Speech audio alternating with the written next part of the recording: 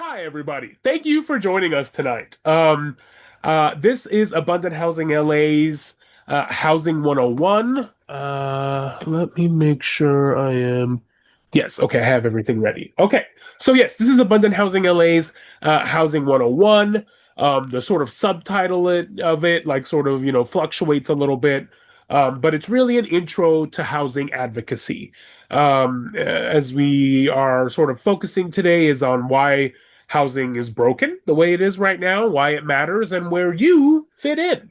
And I included here. This is a photo of one of our playground chat events that we do every other month. We pick a playground somewhere in Los Angeles, and we have a sort of like family friendly event. We have a lot of happy hours and things like that, and that counts a lot of people out. Those sort of like late night weeknight type things. So, in an effort to really make sure that we are getting sort of like all of the family experience and making sure that making sure that everyone else knows that we care about that as well. We see how there's more housing needed on at all levels, right? And that includes like, smaller housing for maybe like single people or couples and like family housing, right? So, playground chats. You'll actually see more about that later today, later tonight in the presentation. So, housing 101 overview. Housing is expensive because we do not build enough homes. Los Angeles has underbuilt housing for decades. Scarcity drives high rents, displacement, and instability. So this is the core idea for the entire session. Everything else we cover explains why this is true and how we got here. Okay. So I am happy to take questions throughout the presentation. I should be able to see if you hold up your hand and put stuff in the chat.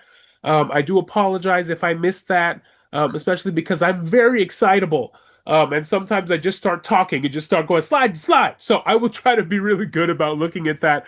If not during the presentation, though, we will have dedicated time for questions at the end. Again, I don't know if I actually introduced myself. I'm Joshua Gonzalez.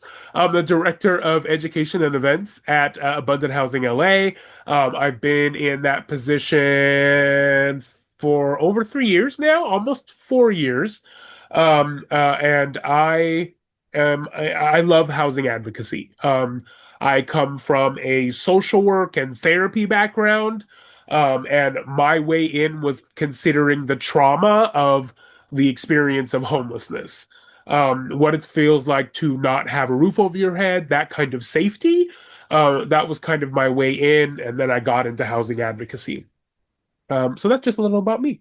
I would actually like to see a little bit about y'all. If in the chat, it would be really cool if you would put your name, where you're joining us from, and sort of like what your interest is. That would be really, really cool. And I'd like to go back and read through some of those.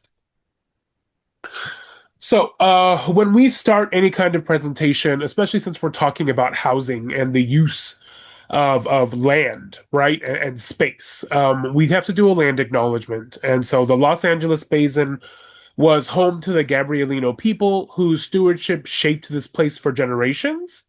As advocates, we commit to carrying forward values of care, shared responsibility, and ensuring that everyone has a place to live here, now and in the future.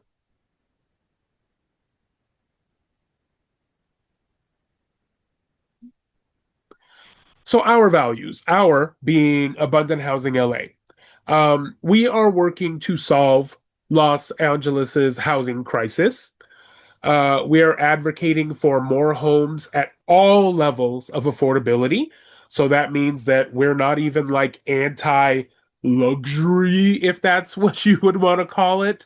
But it should have a good balance with like affordable housing, which is subsidized, but also like naturally occurring affordable too, right? Like big A, little a. And if you don't know about that, ask that question because I'd love to explain it to you. Um, but and then we're also a community of 20 chapters. We have local chapters spread across LA County, all fighting for more affordable housing. We're a community of members who want more affordability. Excuse me. We envision an LA that is sustainable, accessible, minimally car dependent, healthier, inclusive, and more integrated for all. That's what our values are as Abundant Housing LA. And we seek to serve all of these values by promoting more housing construction.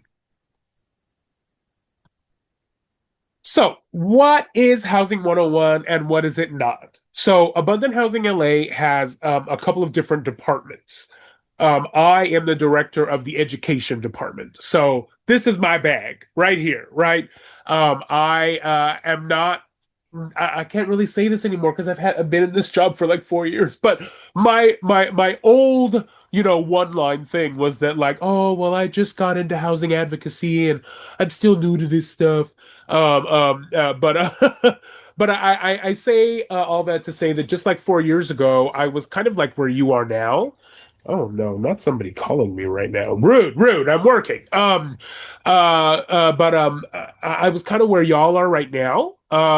I was still like learning a lot of the complex systems of housing and housing construction and stuff like that.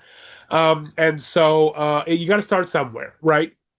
But um, there are other things that go deeper that we will actually be having both our policy and research department and our organizing departments teach you more of that stuff later, assuming you attend like future trainings and stuff like that. But here we are just, it's a bit of an orientation. And so we are going to talk about the history and the root causes of the housing crisis that we are experiencing now. So, the housing crisis today. Housing scarcity limits people's ability to live stable lives. Rents rise faster than wages. I think we all can recognize that. People are pushed out when life changes, and homelessness is a system failure, right? I really think that also one thing that I strive to do is to make people see how the system is broken and to not sort of like have that idea about folks that are homeless that like it's their fault, right? Or they just didn't work hard enough, or they just didn't, do any number of things, right? The system is broken. How we got here, so it did not become expensive by accident. Housing has been underbuilt for decades, and exclusion shaped where and what could be built. So this won't be the last time you see this specific graph.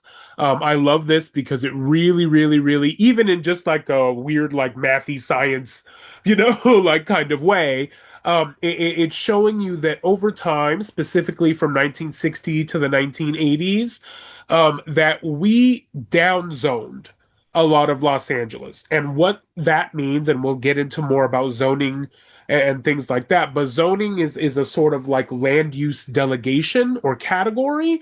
And most of LA is zoned for single family homes only. And so there were a lot of things that changed in building code and in zoning that actually made it so that way we had a lot less land, or at least a lot less perceived land to build on, right? So in 1960, we had a population of 2.48 million, but we could accommodate 10 million, right? So we were only occupying 25% of the available land at that point. And then as certain codes and bills and things like that started getting passed, it actually really reduced the amount of land that we were able to build on. And so we'll talk more about that. And so these housing rules were used to control who could live where. I'm sure everyone has heard of redlining and racial covenants, and those shaped neighborhoods today, right? And it was specifically to to exclude people of color, non-white people, as well as people who were not wealthy. And so it limited access in to what became high opportunity areas. And what you're seeing here on the left, you see the redlining map. You've probably seen that somewhere or some version of it before. And then the one that is more like blue and green, that is what's called an opportunity map.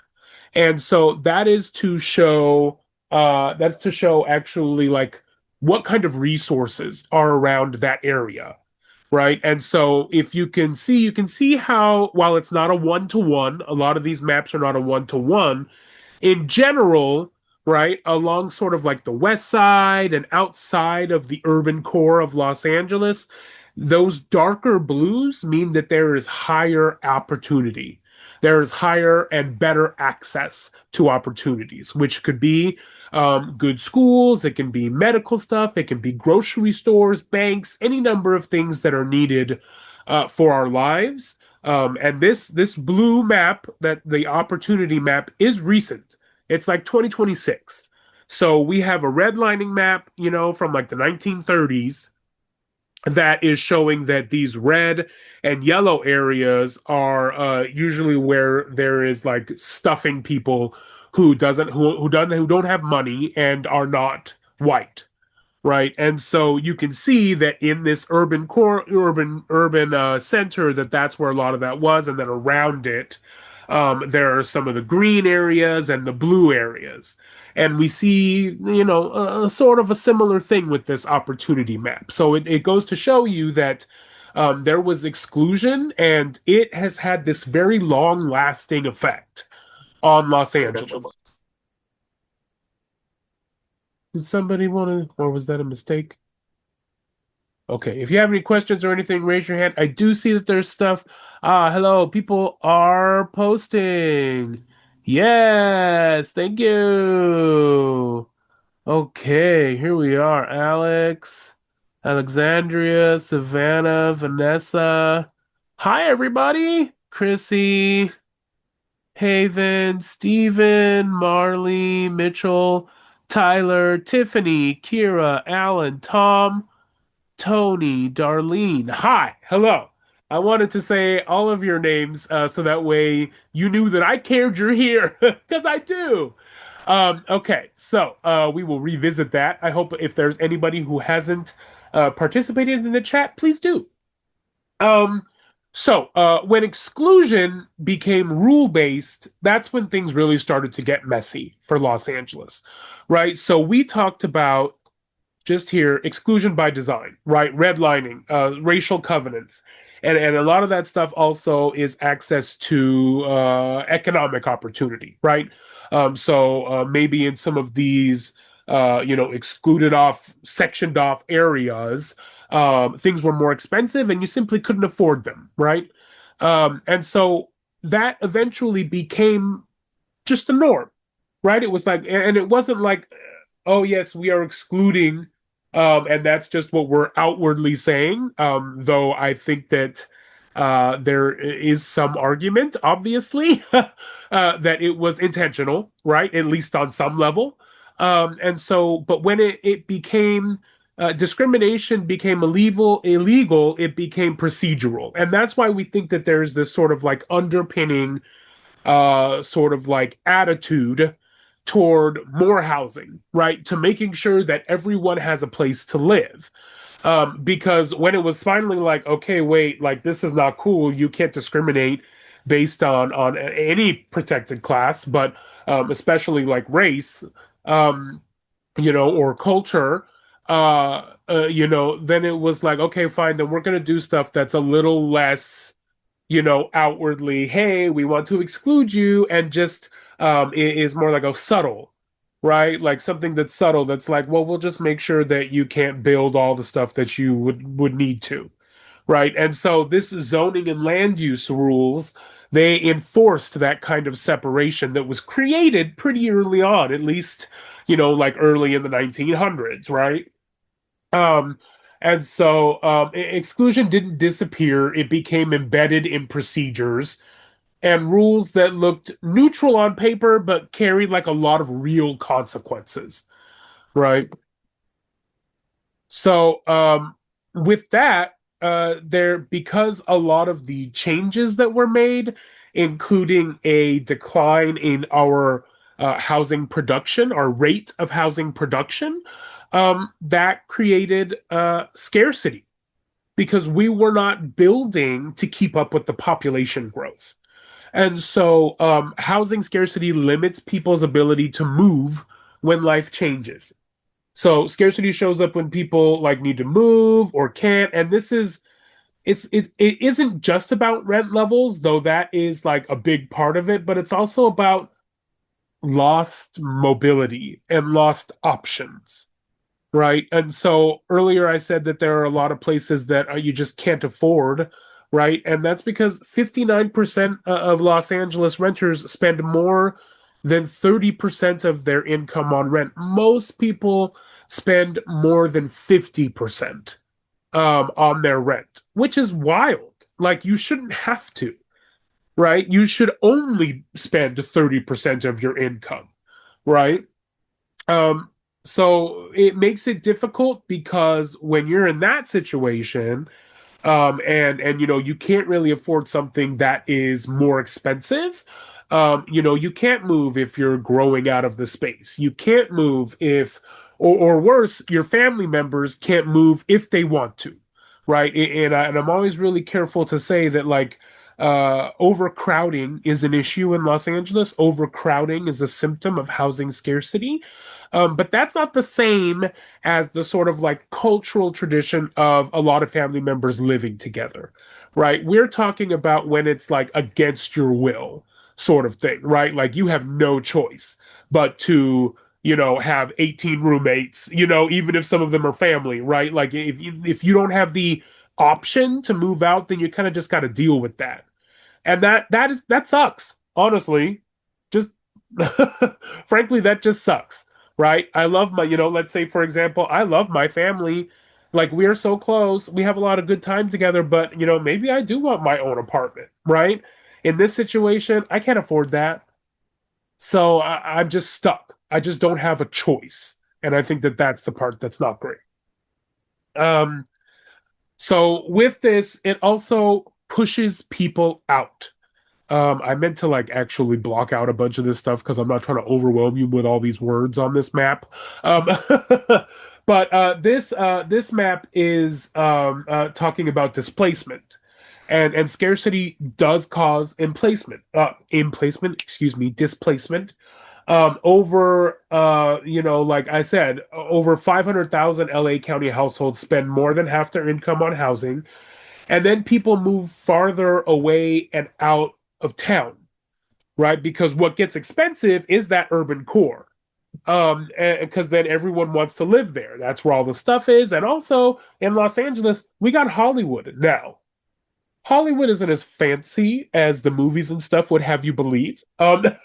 But we still are sort of like a hub for the entertainment industry, right? And so with that, if we're not building enough housing, that's why we get, like $8,000 apartments and things like that.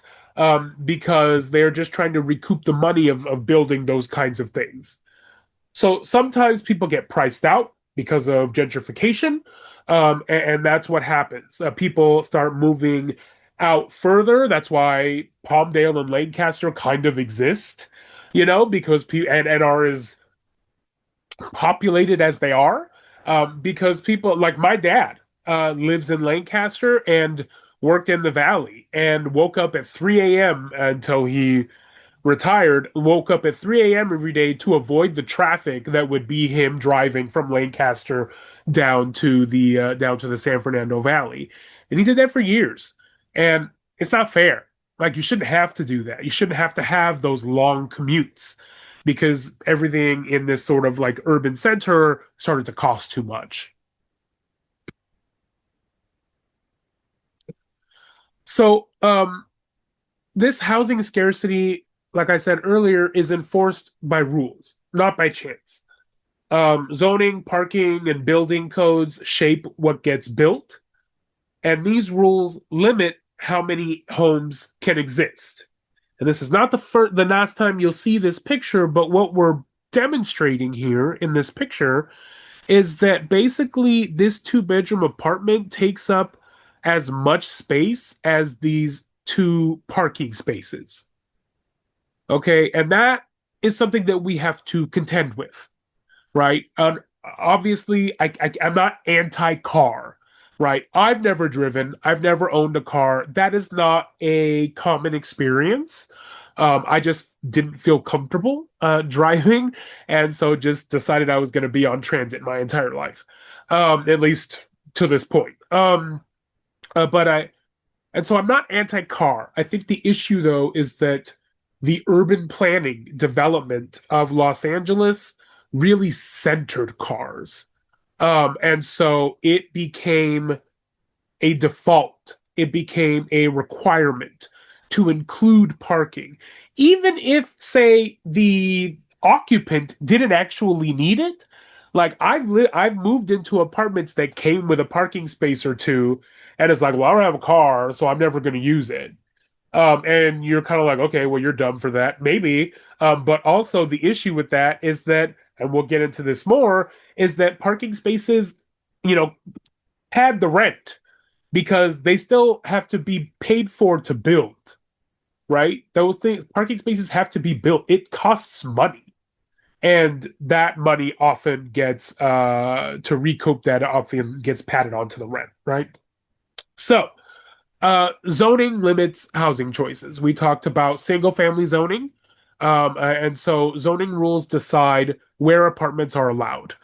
Large parts of LA only allow single family homes, and apartments in those areas, apartments are illegal, literally. Like, it's not just like, no, you can't, don't do that. No one's going to like it. I mean, that is kind of part of it too.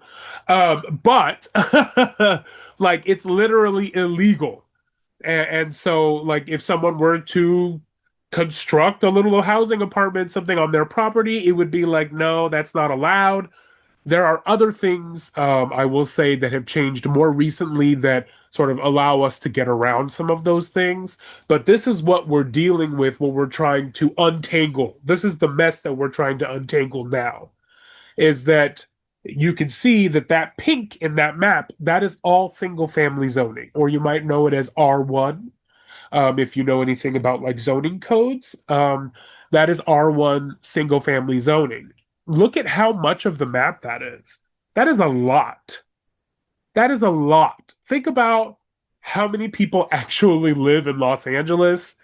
Um, that's not it, right? They can't house all of us, just those areas. And then you'll see like the little like areas that are like kind of light pale bluish teal. That's where like other kinds of housing can be built, like apartments and things like that. But this is the kind of exclusion that we're talking about.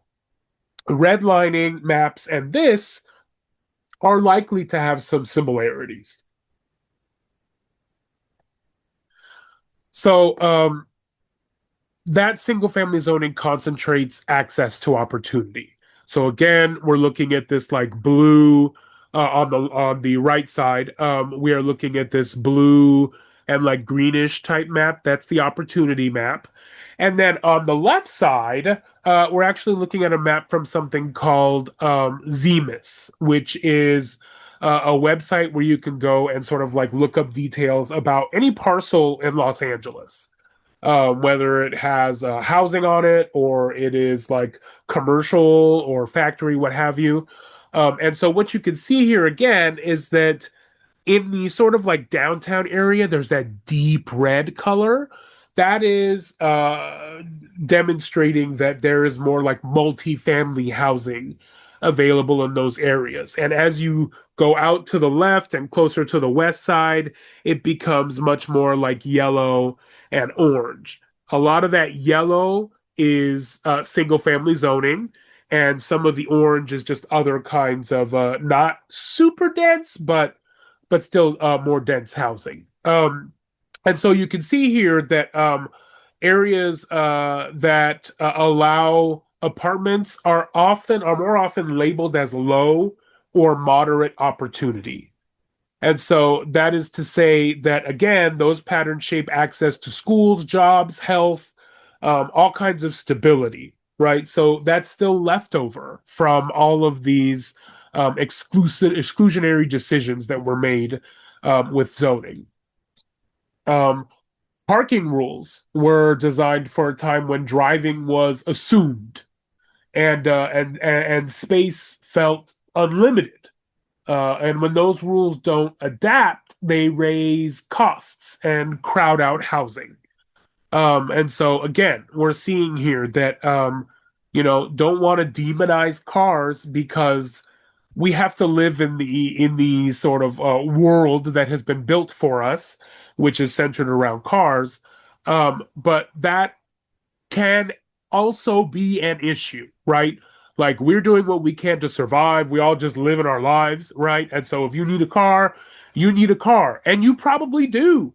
Because again, that's how we built this city, right? Like we built this city. No, but like that's how we built this city was that it was assumed that you would need a car. So you kind of do need a car, right? But the idea is that hopefully we can get to a place to where the car isn't the only option, right?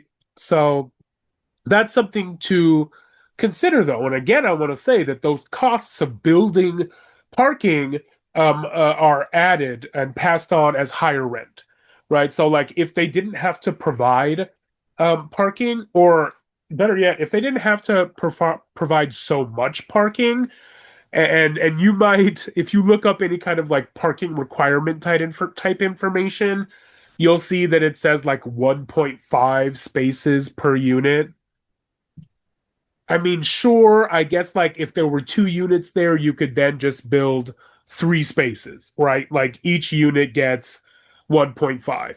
But I think that in some cases, it just ends up being two spaces per unit, right? Like just to satisfy the 1.5 per unit thing.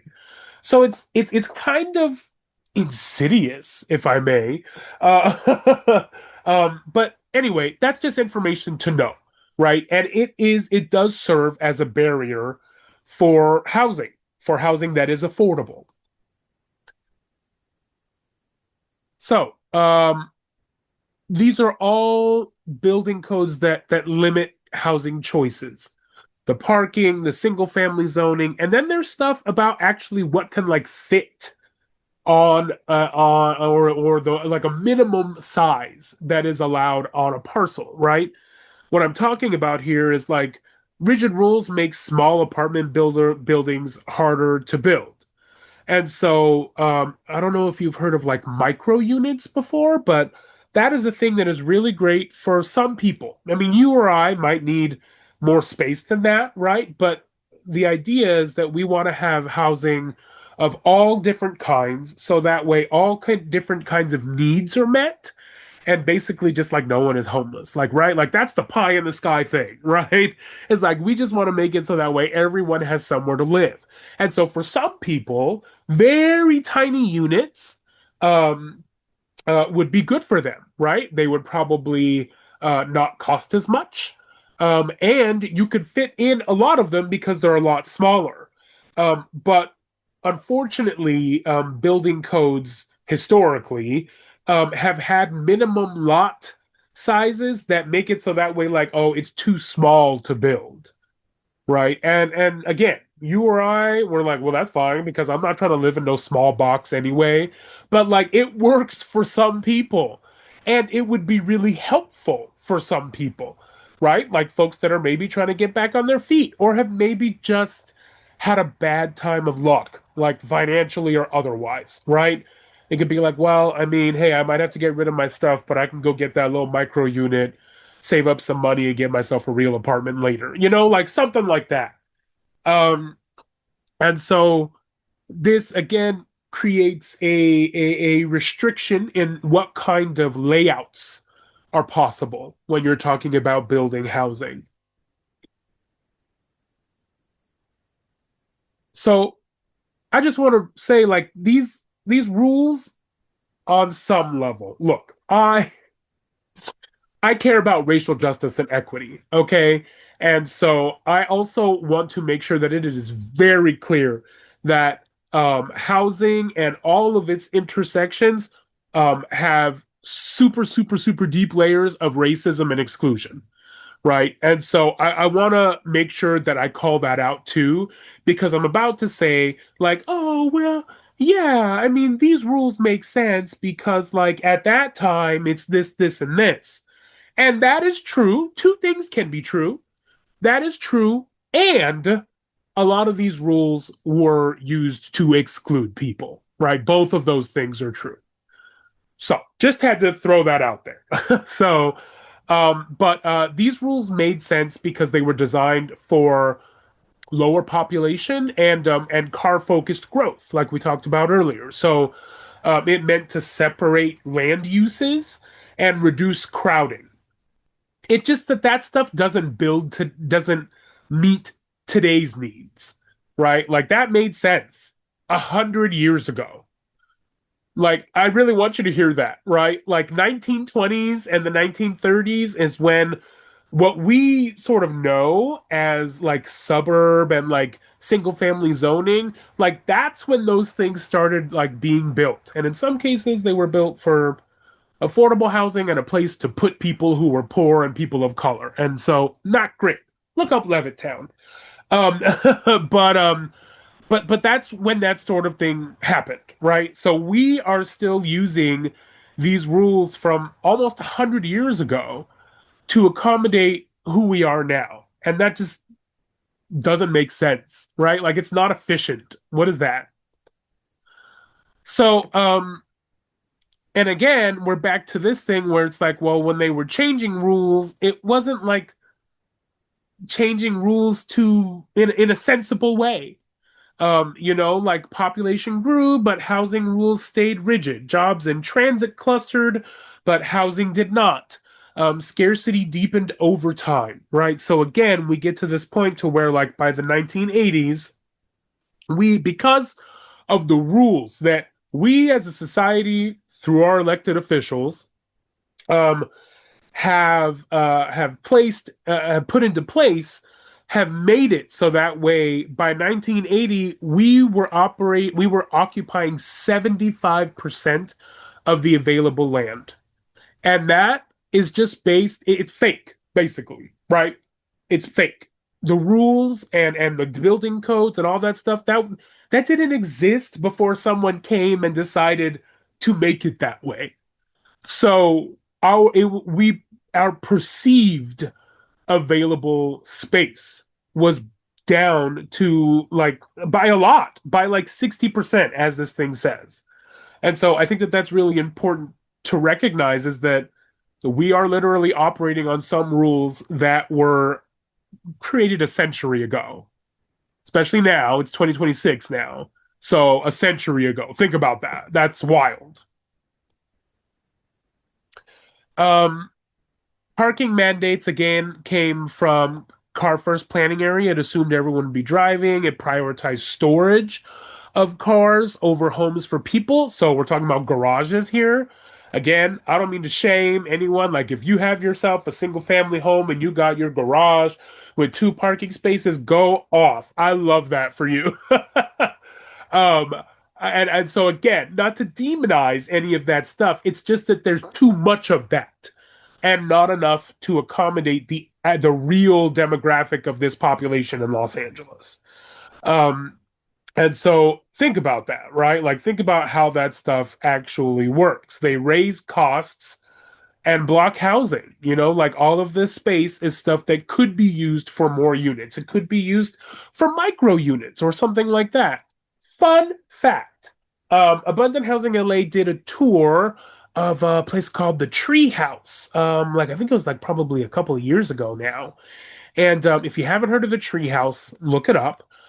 Very cool. It's again, it's housing for some people, not for everyone. But it is the sort of thing where like you have your own bed, sort of like a micro unit, but then you have like a shared like living space. And again, it's not for everybody, but some people will probably look at that and be like, hell yeah. Like that is nice. It's cute. It looks beautiful, I should say, by the way. It's beautifully constructed.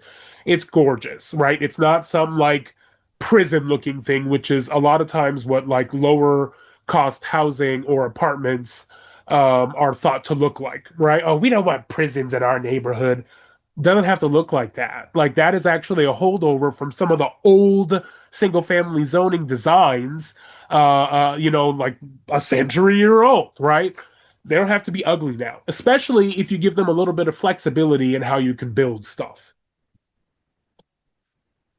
So another thing that is changing is that with these building codes, safety rules were layered without removing old ones, and I'm ready for all y'all because I support single stair designs, but I also understand the fear that comes from it. I think the fear sometimes is a little jarring. Because if we talk about like not including two staircases, immediately people are like, it's a death trap. They're like, how many people are gonna die before you stop building like this? And I'm kind of like, that's wild. Do you think we want to build housing just to get let people die? That's strange. No. So, those kinds of fears helped design how we in America probably know apartments, which is these long and actually I should stop talking so much before I move on because I think I cover a lot of this in the next couple slides. Um, but basically, you see this double loaded corridor on the left side, well, in the center of the slide, but on the left side of the design. And that's kind of what we know, right? We see like a long building. It's got what, I don't know, 20, 30 units or something like that. And there is at least two staircases, usually one on either end, depending on where you live. Sometimes it's like in the center. But a single staircase design just has the one staircase. And immediately people are like, that is so dangerous. And look, if it were the same, I would get that, right? But the way that they design it is such that it's not dangerous. Um, which I know you're probably like, oh, how is that? Oh, I took a picture off of this slide. Whoops. Anyway, single staircase buildings use one main staircase instead of two. It's actually pretty common in small apartment buildings, which I think is also the thing is that people see that double loaded corridor and they're like, that's crazy to just have one staircase there. Agreed. I agree with you. But single staircase designs aren't so big. And so that's it still meets the safety goals of apartments. Oh, this is the picture. And they do this kind of design a lot in other countries and even some parts of the states. But what's really nice about it is that they can build sort of like thinner, like units or buildings, and then like they can add different put different facades on them. So you see how it's like there's an orange building and a yellow building, and then one that's kind of like grayish pale green. That's also one of the things that makes it actually really cool. And again, also fights that idea that like affordable housing is ugly or just looks like a prison. Doesn't have to. And so it makes for better housing, possible for, family-sized home. It offers a lot of natural light and airflow, the way that they build them. And they're smaller buildings. You may even see them referred to as point access blocks, which it talks about on here. And so it doesn't give you so much space to move around within the building, but usually these designs are accompanied with like, open or a recreational space or like green space or things like that.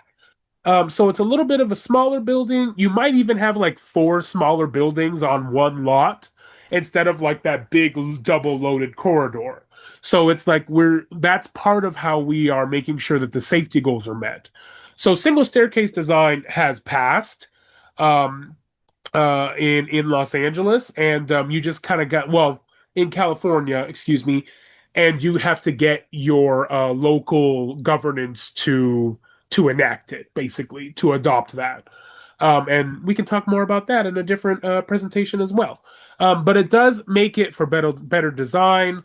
And it matters now because like we are short so many of the units that we are meant to build per year, and not being able to do stuff like single stair just makes it harder for us to meet those goals, right?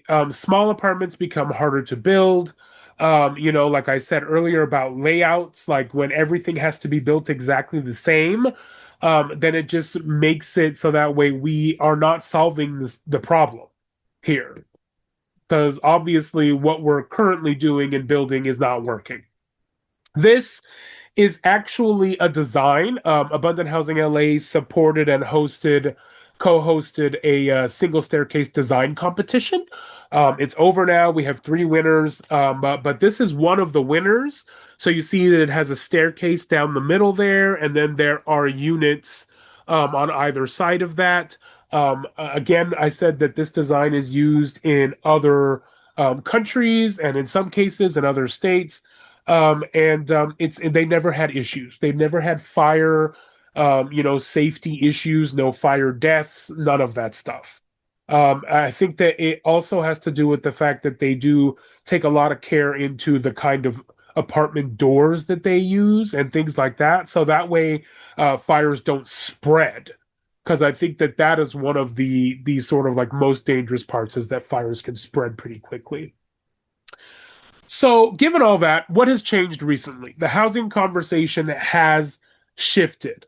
For a long time, the ideas that we've talked about so far, I should say that the sort of like things about parking, and single staircase and things of that nature, they weren't taken seriously for a while, but they're starting to shift in the conversation, and it matters, and it really opens up a lot of stuff for us, right? And so, one of the parking things, I don't know if I mentioned this before, but SB 79, a lot of organizations, including Abundant Housing LA, worked really hard to get that passed last year, and it did. Yay! And basically, what it just means is that near major transit stops, that higher buildings can be built, and only to a certain extent. And the further you get away from like that sort of that corner or that spot, the less stories. But it basically wants to make use of the fact that we do have a decent public transit system in Los Angeles. Not perfect, has a lot of ways that it can improve.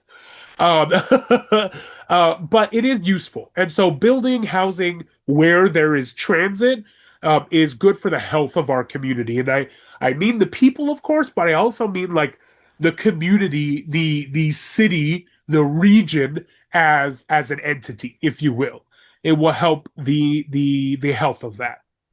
Housing scarcity is not so easy to ignore. I mean, especially if you've been in places of like downtown, but I really anywhere. You can see that there are people that are living, trying to live on the street. That means that again, a lot of our stuff has to change. So this is a turning point, right? The question is no longer if, but where and how. Cities now shape whether progress happens, local choices determine outcomes, and so what happens next isn't automatic. We can have a place in this. And so this is why organizations like AHLA matter. Housing systems don't change on their own, rules stay in place without pressure. Change requires people acting together, and individual frustration becomes collective power. Excuse me. And so housing change happens through many small actions over time, and no single moment really fixes it. But that's why we're here, and hopefully while you're here, to sort of like help us through that movement and through that process. AHLA operates on a core four. We say that AHLA is work. Our work is built like a house. We have four pillars that we work under, and that is we legalize more homes, make homes easier to build, fund affordable housing and end homelessness, and strengthen renters' rights. And so the foundation of that matters as well. All four pillars rest on a shared foundation of promoting racial justice and equity.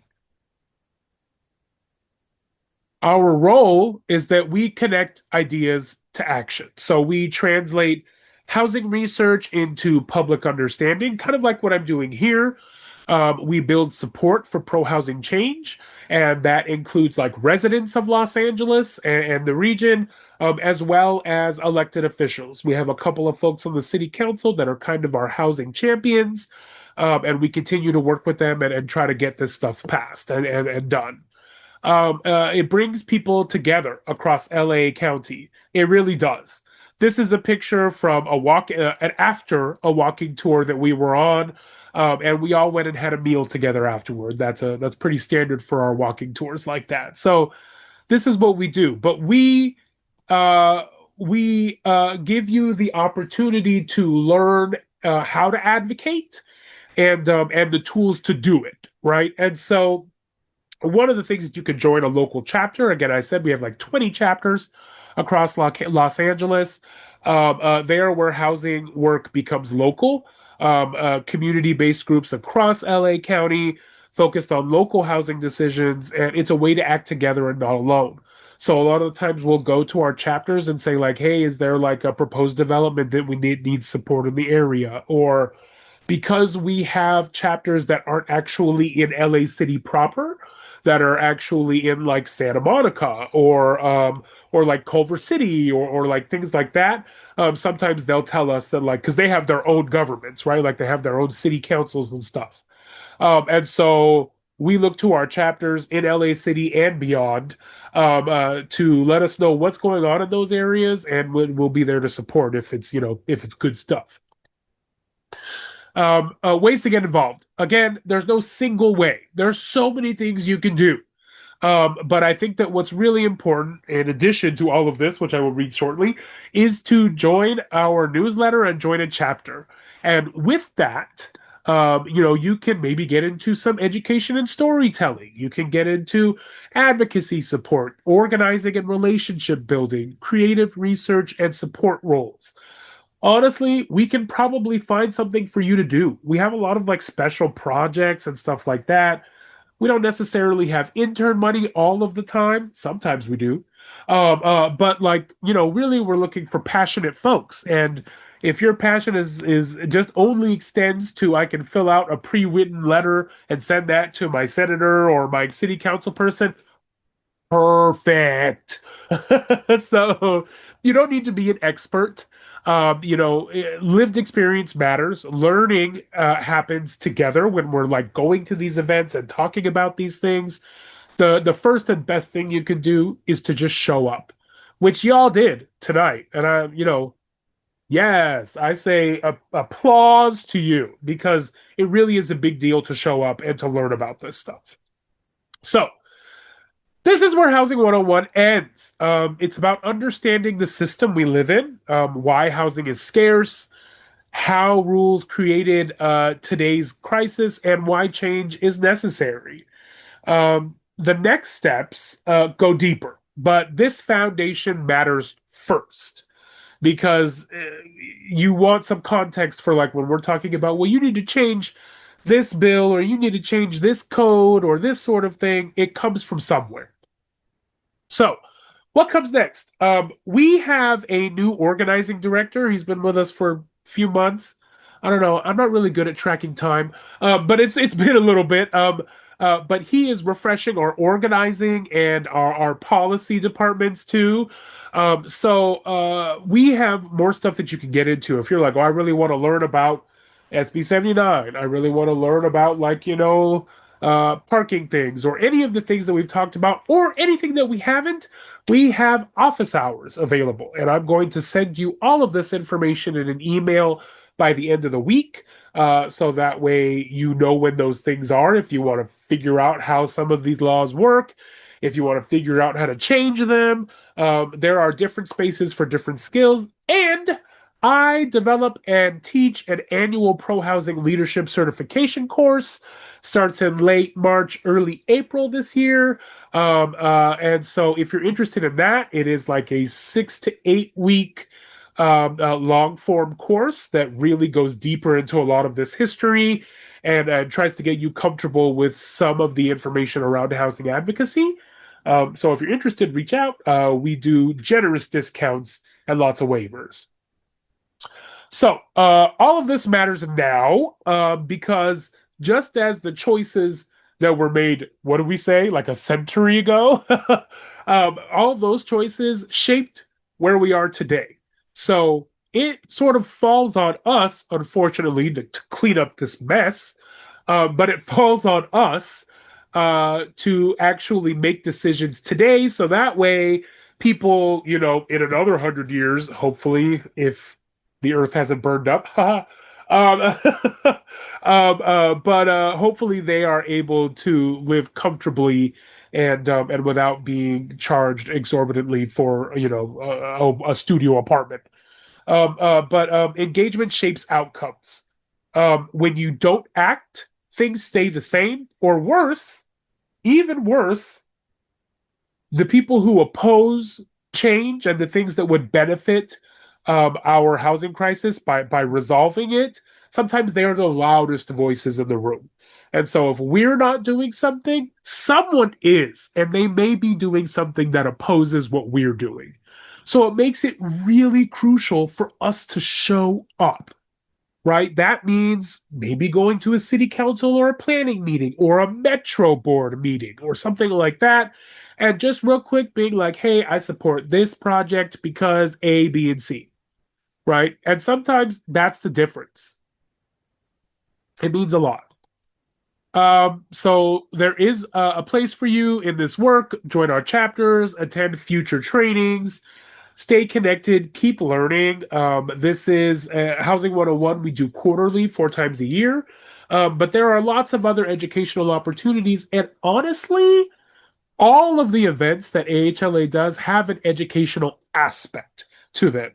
And so even if it's not like, this is an educational event, there's usually something to learn or at least consider from each of our events. So if you'd like to know, if you'd like to know what you could do, I just said like, oh, you might be able to go to a metro meeting as one of our things. This is a thing that is happening now. I'm not going to read this to you because there is 2 minutes left, and I'm okay with staying a little bit late if people have questions, but I don't want to keep you here. So this is pretty much the end of the presentation, and we just have a couple of things to wrap up. So let me get the link to this thing. Thank you for your patience. You guys are wonderful. Okay, so here we go.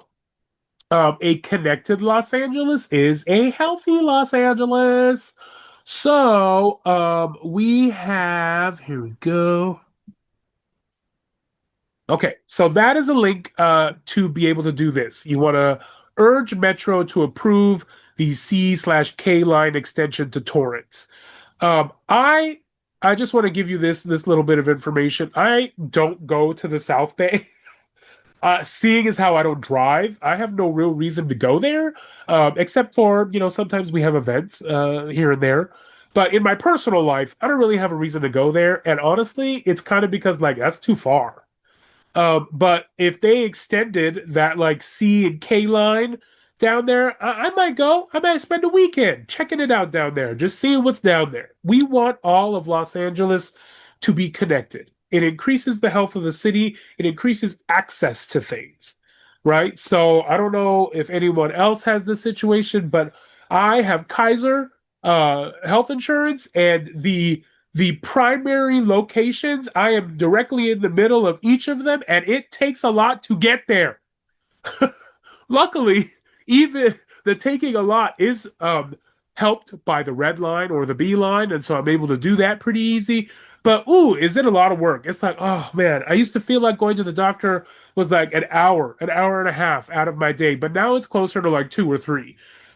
The idea, all the point I'm just trying to make is that like if we have better public transit to get us more places, that can only serve us.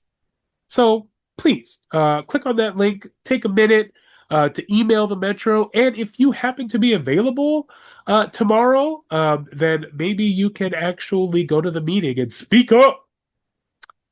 Okay, and also I mentioned at the start of this that I used a picture from one of our playground chats events, and so this is a relaxed, family-friendly park meetup with Abundant Housing LA and our West Side chapter, West Side for Everyone. So it's really chill. It's not. This is one of those things that maybe it's not so much an educational opportunity; it's more a community building opportunity. So if you live anywhere near Stoner Park on the west side, we'll be there on Saturday. I get coffee and stuff for the adults. I get juice and other things for the kids. We have like cool like magnet like builder toys and stuff like that. And for 2 hours, I also become a kid because I am playing with all the toys and things along with the kids. It is fun.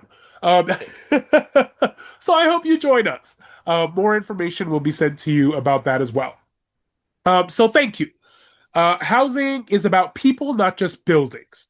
So thank you for showing up. And thank you for listening to me talk a lot. I'm going to stop sharing. And if folks have questions, let's see. Let me check the chat again just to make sure I didn't miss any questions. The link to the course. So.